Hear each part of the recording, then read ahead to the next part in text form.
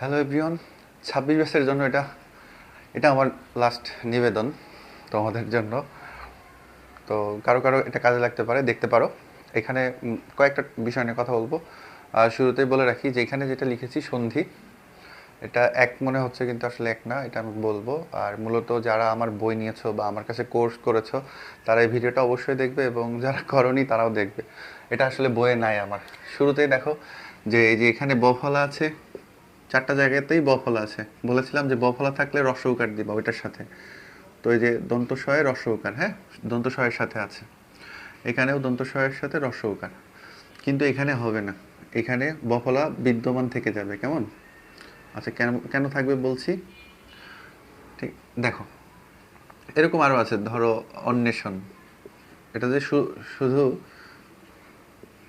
শব্দের শুরুতে তা না, কিন্তু এখানে আমি এই দন্ত নয়ের সাথে রস্য উকার দিব। ঠিক আছে? আর এই যে এ না, এটা কি হয়ে যাবে? এখানে পূর্ণ মাত্রায় চলে আসবে। পূর্ণ মাত্রা না, সরি, পূর্ণ বর্ণ হয়ে যাবে এই কারটা, এইভাবে। তো এখানে কি হচ্ছে, এখানে আকার আছে, আকারটা হয়ে যাবে কি আ। আর গ, তো এটা আমি আগেও দেখিয়েছি। স্পেশালি এটা দেখাচ্ছি কারণ হলো এই দুইটার সাথে কনফিউশন তৈরি হতে পারে, এই জন্য দেখাচ্ছি। আর এখানের সাথে কিছু নাই, তার মানে এখানে অ। এইভাবে এখানে দেখো, এখানে স্বেচ্ছা স্বাধীন, স্বেচ্ছা মানে নিজের ইচ্ছা, হ্যাঁ, স্বাধীন মানে কি নিজের অধীন। এই যে নিজের বোঝাচ্ছে, সেলফ, সেলফ বোঝাচ্ছে। যখন নিজের বোঝাবে, সেলফ বোঝাবে, তখন ওইটা থেকে যাবে, হ্যাঁ। এই তো এটা থাকলো, আর কি থাকলো? সযোগ, এটা আসলে রস্বই চয় ছ হবে এখানে। এটা একটা জটিল নিয়ম। আর এখানে সযোগ, সযোগ এখানে আ আছে, কিন্তু আসলে আ হবে না, অধীন হবে। ওটাও একটা নিয়ম এটা। যাই হোক, এটা বাদ দাও। এটা হলো রুলস, বাদ দাও। এটা শিখে মূল ব্যাপারটা হলো এরকম যে এখানেও বফলা আছে, এখানেও বফলা আছে, কিন্তু এটা এখানে বফলা উঠে রস্যকার হচ্ছে, কিন্তু এই দুইটাই হবে না। যেমন ধরো স্বাধীনতা, এটা যদি আসতো, ধরো এটা আসলো পরীক্ষায়, তখন কি করবা? তখন যদি আমি এই যে শয়ের সাথে রস্যকার দিই, তাহলে কিন্তু কেটে দিবে, হ্যাঁ। তখন কি করতে হবে? এই যে স্বাধীনতা কি, নিজের এটা আর এটা, স্বাধীন হলো অ্যাডজেক্টিভ, এটা নাউন, একই আর কি। সহযোগ অধীনতা, এরকম হবে। শুধু এটার সাথে তো একার যুক্ত হবে। আচ্ছা, আর দুইটা লিখে রেখেছি, এই দুইটা আমার বইয়ে নাই, আসতে পারে, একটু গুরুত্বপূর্ণ। সামহ বাদ পড়েছে, এটা লিখে রাখছি, দেখে রাখো। শ্রু, এই যে এরকম তালবস হয়, রস্য উকারটা উপরে হবে। এটা চাইলে আমরা এইভাবেও লিখতে পারি, শ্রু যোগ অন, মূর্ধন্যটা দন্তন্য হয়ে যাবে। যেমন আরেকটা আছে এরকম, লবণ, লো যোগ অন, দন্তন্য হবে কিন্তু, হ্যাঁ, মূর্ধন্য মূর্ধন্য থাকবে না। আচ্ছা, আর গবেষণা, গো যোগ এসো না। আচ্ছা, এছাড়াও কয়েকটা বিষয় নিয়ে কথা বলবো।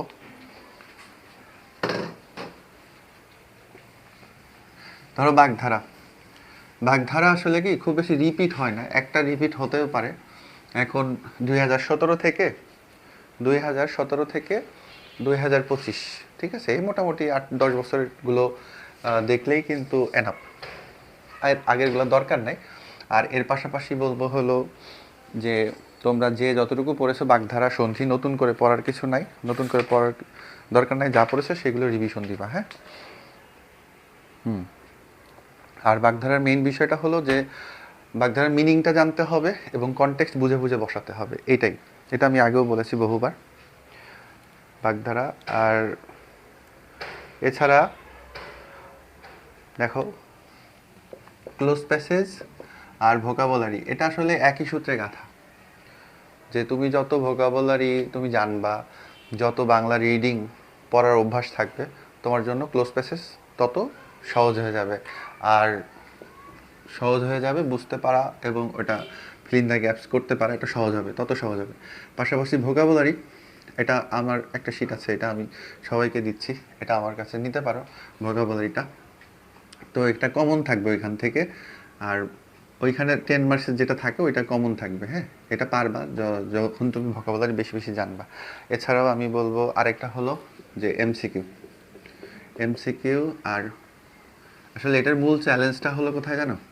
মূল চ্যালেঞ্জ হলো এই যে বড় বড় দুইটা কম্প্রিহেনশন দেয়, তাই না? তো ওগুলো পড়ে বেশিরভাগ ছাত্রছাত্রী যেটা হয় যে বড় বড় এত বড় কম্প্রিহেনশন পড়ে আনসার দেওয়াটা টাফ হয়ে যায়, অনেকে বাংলা রিডিং পড়তে পারে না, অর্থ জানা তো দূরের কথা। তো এই দুইটার মূল বিষয় হলো, একটা হলো বাংলা রিডিং আর একটা হলো ভোকাবুলারি জানা। যে যত ভোকাবুলারি জানবে এবং যে যত ভালো বাংলা রিডিং পড়তে পারবে তার জন্য এমসিকিউ এবং ওই কম্প্রিহেনশন তার জন্য সহজ হয়ে যাবে। ঠিক আছে, ওই কম্প্রিহেনশন ওইখানে লেখাই থাকে যে হুবহু কপি করবা না, যেটা থাকবে এটা কখনোই হুবহু কপি করবা না। এটা তোমাকে কি করতে হবে, নিজের ভাষায় লিখতে হবে, ওন ল্যাঙ্গুয়েজ। তুমি একটু যে সেন্টেন্সটা আছে ওইটা ধরো ওয়ার্ড টু ওয়ার্ড কপি না করে কি করবা, নতুন দু একটা অল্টারনেটিভ শব্দ ইউজ করবা এবং ঘুরিয়ে পেঁচিয়ে লিখবা। ঠিক আছে, যে 4টি বিষয় বলে ওই 4টি বিষয় তুমি খুঁজে লিখে দিবা এটা। আর এগুলো কমন পাওয়ার কোনো বিষয় না, এটা মনে রেখো, এগুলো কমন পাওয়ার কোনো বিষয় না। তোমাদের নিজস্ব এতদিন ধরে যা পড়াশোনা করেছো তাই করতে হবে। আর একটা বলবো, এখানে 6টা লিখতে হয়, 6 × 6 36, তাই তো? তো 1 2 3 4 5 6, 6টা প্যারাগ্রাফ থাকবে কম্প্রিহেনশনের মধ্যে। আর এখানে হলো 7 × 2 14, মানে হলো এখানে ধরো 1 2 3 4 5 6 7, যদি 7টা প্যারাগ্রাফ আসে ভালো কম্প্রিহেনশনের মধ্যে, যদি না থাকে দেখবা যে কোনো একটা একটু মোটা আছে। ঠিক আছে, তার মানে বুঝে নিবা যে এটা একটু মোটা অন্যগুলোর থেকে। ওইখানে 2টা প্রশ্নের আনসার পাওয়া, এটাও সেম। এখানে অনেক সময় হয় কি, 6টা প্যারাগ্রাফ থাকলে ভালো, না থাকলে অসুবিধা নাই, 5টা থাকবে, সেই ক্ষেত্রেও দেখবা যে একটা মোটা আছে অন্যগুলোর থেকে, ওইখানে তুমি 2টা পাবা আনসার। আর কি বলবো, আরেকটা প্রশ্ন, জ্বালাময়ী প্রশ্ন হলো যে কোনটা আগে লিখবা তুমি, এমসিকিউ আগে লিখবা নাকি কম্প্রিহেনশন আগে লিখবা? দেখো, যদি আমি মনে করি যে এমসিকিউটা যদি সহজ হয়, যদি দেখো যে হ্যাঁ তুমি টপিকটা বুঝতে পারো বা তোমার নন আর কি, তাহলে আমি বলবো এমসিকিউ আগে করো। আর যদি দেখো না এমসিকিউটা বুঝতেই পারছো না কিছু, হ্যাঁ, তাহলে তুমি কিন্তু কম্প্রিহেনশনটা আগে করবা। তো আমার মনে হয়, কেন বলছি এটা বুঝতে পারছো তোমরা, কারণ শেষ মুহূর্তে আসলে তাড়াহুড়া হয়ে যায়। আর লাস্ট একটা কথা বলবো, যে সন্ধি, বাগধারা, তারপরে কি, ও বাক্য রূপান্তর নিয়ে কিছু বলি নাই। বাক্য রূপান্তর, এছাড়া আছে ক্লোজ প্যাসেজ। এই যে 4টা বিষয়, এই 4টা বিষয় যে যত তাড়াতাড়ি শেষ করতে পারবে, মানে আসলে যদি তুমি পারো, সন্ধি পারো, ওটা তো 2 মিনিটও লাগবে না, তাই না? বিষয়টা এরকম, এইগুলো যদি সহজ আসে তাহলে তোমার জন্য, মানে সহজ আসে বা তুমি যদি করতে পারো, তাহলে তুমি যত দ্রুত এখানে আসবা তত তোমার এক্সাম ভালো হবে এইগুলা শেষ করে, হ্যাঁ। আর এখানেই যদি সময় বেশি নষ্ট হয়ে যায়, যেমন ক্লোজ প্যাসেজে মনে করো তুমি 16 নাম্বার পেরেছো, 17 পেরেছো, কিন্তু 18 পারছো না, এখানে ঘাপটি মেরে বসে থাকবে না, তুমি চলে যাবা পরেরটায় চলে যাবা। ঠিক আছে, পরেরটায় চলে যাবা, যেটা পারবা না ওটা রেখে পরেরটায় চলে যাবো, এটা একটু গোল দিয়ে রাখবা যেন তোমার চোখে পড়ে। সন্ধিটাও সেম, যে একটা পারছো না ওইটা তুমি গোল দিয়ে রাখো, গোল দিয়ে রেখে তুমি চলে যাও পরেরটায়, ওইখানে সময় নষ্ট করবা না। কারণ যত দ্রুত তুমি এটা শেষ করতে পারবা তত দ্রুত তুমি এখানে ফেরত আসতে পারবা, এই জায়গাটা আসতে পারবা।